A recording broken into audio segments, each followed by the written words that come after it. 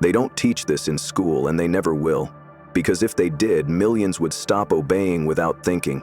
This manipulation trick is ancient, proven, and still baked into how you think, what you believe, and who you follow. It doesn't need chains or threats, just repetition, emotion, and one figure of authority.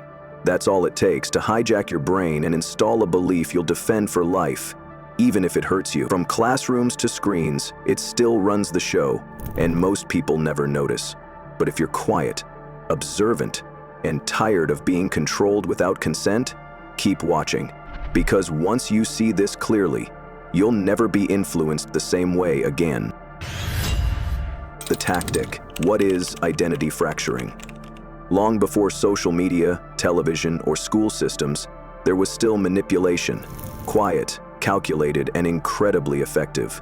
Ancient empires did not just conquer with armies, they conquered minds. In Greece, Rome, and the early religious empires, leaders understood something powerful about human nature. If you repeat a message often enough and attach it to an authority figure, it bypasses logic and buries itself into belief.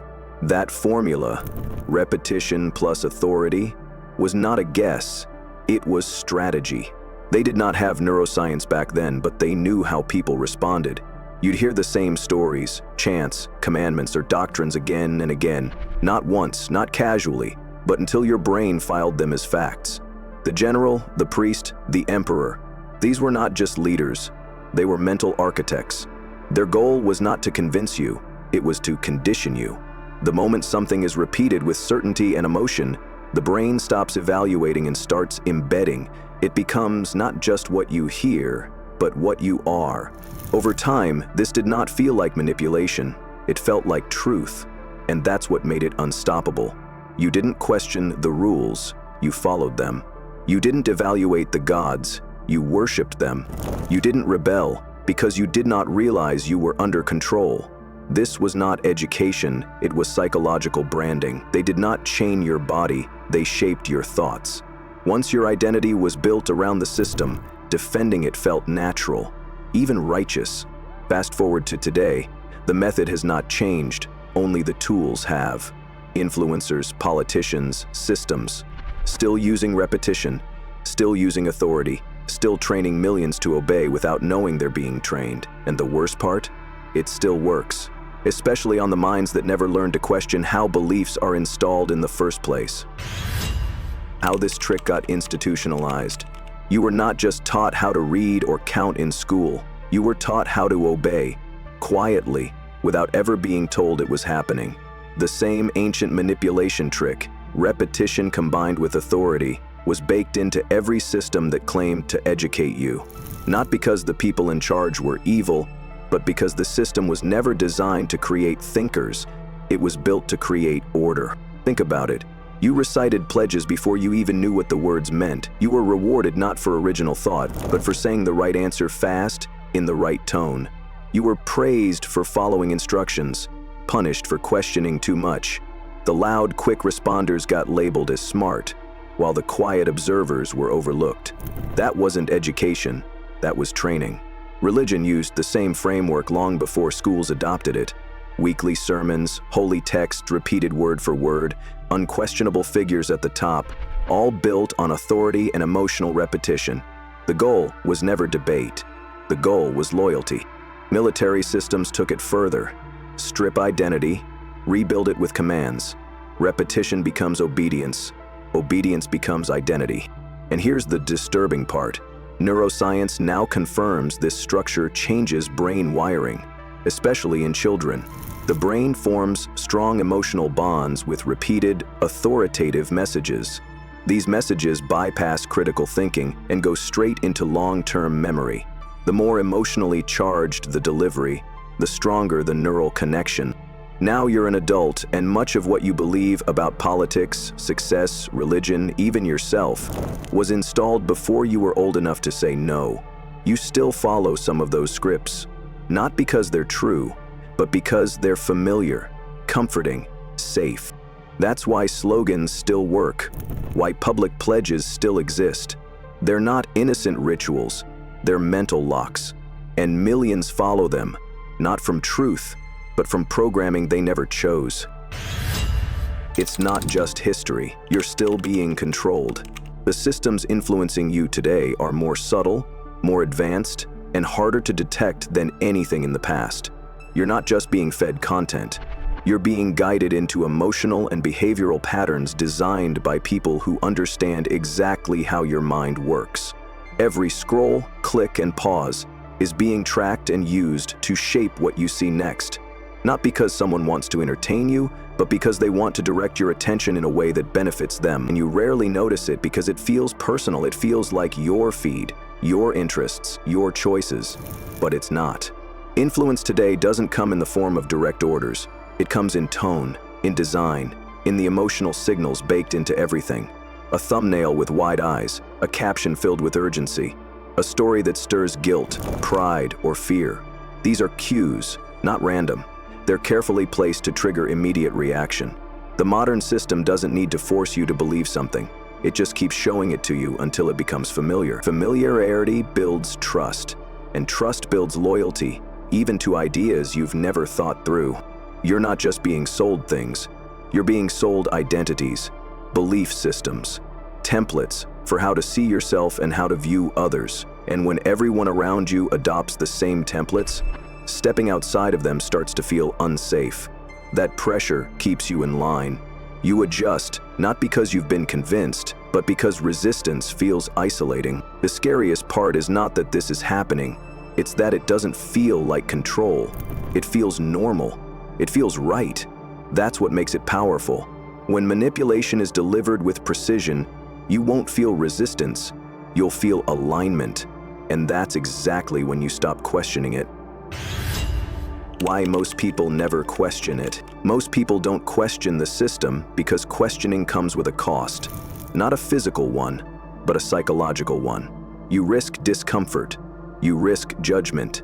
You risk standing out. And most people don't want that. They'd rather feel certain, even if they're wrong, than feel alone with the truth. It's not because they're weak. It's because the brain is designed to prioritize belonging over logic. Being part of the group once meant survival. Isolation meant danger. That wiring still runs today. When you start asking real questions, why do I believe this? Who benefits if I keep believing it? You're not just analyzing information. You're threatening the group's emotional safety net, and the group defends it hard. You'll be called negative, confrontational, disrespectful. People will label your curiosity as disloyalty. That social pressure trains you to stay quiet. Even when something feels off, even when the facts don't add up, you pretend to agree because silence feels safer than conflict. It becomes second nature, and soon, questioning anything feels like a threat, even to yourself. This is not just about media or politics. It happens in families, schools, workplaces, friend groups. Anywhere there's unspoken rules and expectations, the manipulation works best when it hides behind normal. You were taught to fit in before you were taught to think, and now any move outside the approved script feels risky. That's not accidental. It's psychological conditioning. The truth is not hidden because it's hard to find. It's hidden because the system made you afraid to look. How to spot the trick in real time.